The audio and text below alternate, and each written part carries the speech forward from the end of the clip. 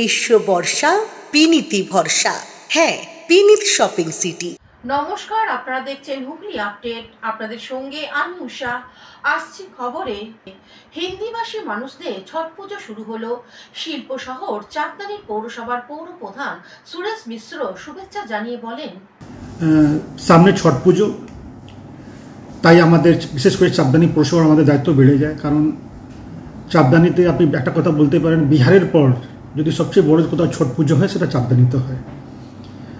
প্রচুর মানুষ আমাদের সেদিন রাস্তায় বেরোন, মা বোনেরা রাস্তায় বেরোন, ওনারা আমাদের দায়িত্ব অনেক বেশি থাকে। কারণ রাস্তাঘাট পরিষ্কার থেকে শুরু করে, ড্রেন পরিষ্কার থেকে শুরু করে, আমাদের বিশেষ করে যে ঘাটগুলো আছে, পীরতলা ঘাট আছে, পলতা ঘাট আছে, আমাদের কিছু মানুষ মণ্ডল বাগানে যে ঘাটটা ওখানেও যান। সবচেয়ে বড় ঘাট আছে আমাদের ইন্দিরা ময়দান ঘাট।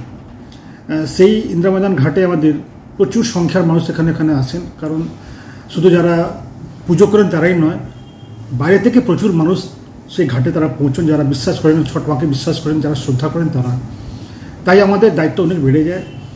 আমরা চাঁদদানি পৌরসভার তরফ থেকে শুধু পরিষ্কার নয়, সমস্ত ঘাটকে ঠিক রাখা, এছাড়া আলো যাতে কারোর কোনো অসুবিধা না হয়। কারণ সকালে যারা বেরোন বাড়ি থেকে, ধরুন মোটামুটি ভোর 4টের সময় বাড়িরা ওরা বেরিয়ে যান সূর্য যখন উদয় হয়। আর সূর্য যখন আমাদের পরের আগে, যেটা সূর্য অস্তের পর তারা যারা পুজো করেন, বাড়ি ফিরতে ফিরতে তাতে অন্ধকার হয়ে যায়। তো আমাদের দায়িত্ব থাকে, আমরা প্রতি বছরের মতন এবছরও আমরা আমাদের যে দায়িত্ব আমরা পালন করেছি। আমি আমার পক্ষ থেকে ধন্যবাদ জানাই মাননীয় মুখ্যমন্ত্রী মমতা বন্দ্যোপাধ্যায়কে, যিনি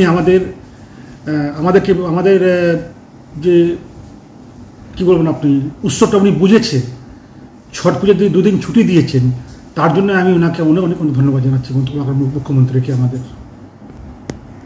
এখনকার মতন খবর এই পর্যন্তই। প্রতিদিন দেখুন হুগলি আপডেট। নমস্কার।